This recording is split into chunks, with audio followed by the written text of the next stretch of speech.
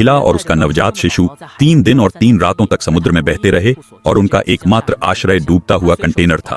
उसने बच्चे का डायपर समुद्र में फेंक दिया और जल्द ही कई मछलियों को देखने के लिए आकर्षित किया। उसने तुरंत मछली पकड़ने का एक साधारण उपकरण बनाया, लेकिन मछली पकड़ना उतना आसान नहीं है जितना उसने सोचा था।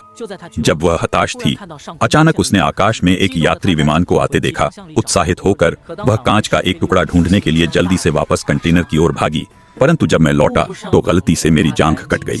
दर्द को नजरअंदाज करते हुए वह जल्दी से उठी और मदद के लिए पुकारी। हालांकि दूरी बहुत अधिक थी और विमान में कोई भी उसे नहीं देख सका। घाव को संक्रमित होने से बचाने के लिए उसने घाव को स्पिरिट से कीटाणु रहित किया और फिर घाव को ईयरफोन के तारों से सिल दिया। असहनीय दर्द ने उसे लगभग बेहोश कर दिया। पूरक पोषण के लिए मछली पकड़ने के लिए उसने एक साधारण मछली का जाल बुनने के लिए ईयरफोन तारों का उपयोग किया। डालने के बाद इसे समुद्र में डाल दिया, चारे के रूप में एक और डायपर डाला और फिर चुपचाप मछली द्वारा चारा लेने का इंतजार किया। कुछ मिनट इंतजार करने के बाद निश्चित रूप से एक मछली जाल में घुस गई। अंत में उसने पूरा भोजन किया। दिन पर दिन समय बीतता गया। उसने बहुत सारा राशन जमा कर लिया था। खतरे से जल्द बाहर निकलने के लिए उसने सैकड़ों पत्र लिखे, सहायता स्ट्रिप्स मांगने वाली चादरें 68 और उन्हें एक एक करके प्लास्टिक के बक्सों में डाल दिया। वह फिर उसने सभी बक्सों को समुद्र में फेंक दिया, इस उम्मीद में कि कोई उन्हें जल्द ही ढूंढ लेगा। उसे नियमित रूप से पानी निकालने के लिए पाइप का उपयोग करना पड़ता है, अन्यथा पानी भरने पर वे समुद्र के तल में डूब जाएंगे।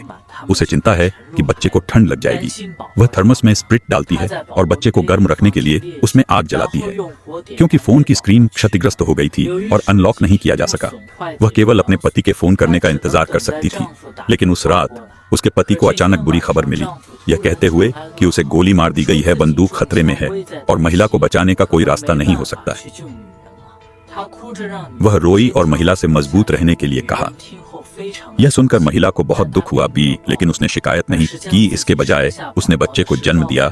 उसने अपने पति को घटना के बारे में बताया और फिर अपने पति से बच्चे को कुछ दिल छू लेने वाले शब्द कहने को कहा और बच्चे को एक कायरतापूर्ण नाम दिया।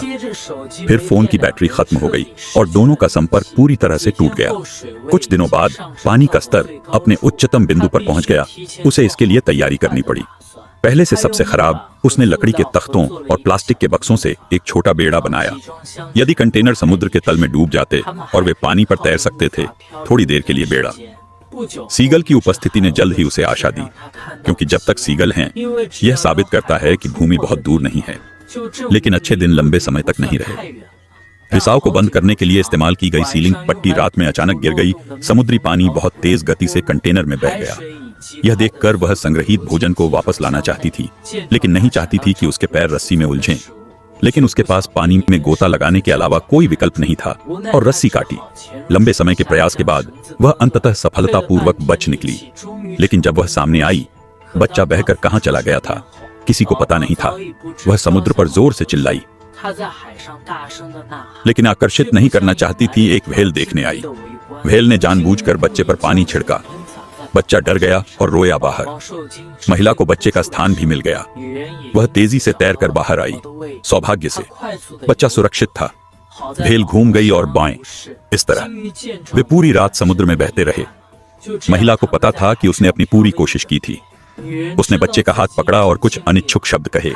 सीगल को प्रकट होते हुए देखना, उसने बक्सा रखा। उन्होंने बैग से मछली निकाली और जल्द ही सीगल के एक समूह को देखने के लिए आकर्षित किया। ऐसा हुआ, एक मछली पकड़ने वाली नाव पास से गुजर रही थी।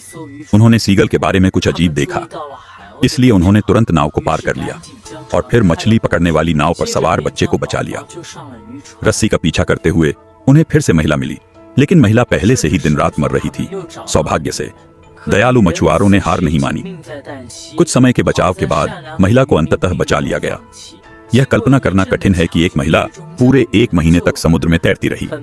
वह अपने बच्चे के साथ जीवित रहने में कामयाब रही, उनकी दृढ़ता के माध्यम से। मुझे मातृ प्रेम की महान शक्ति की प्रशंसा करनी होगी।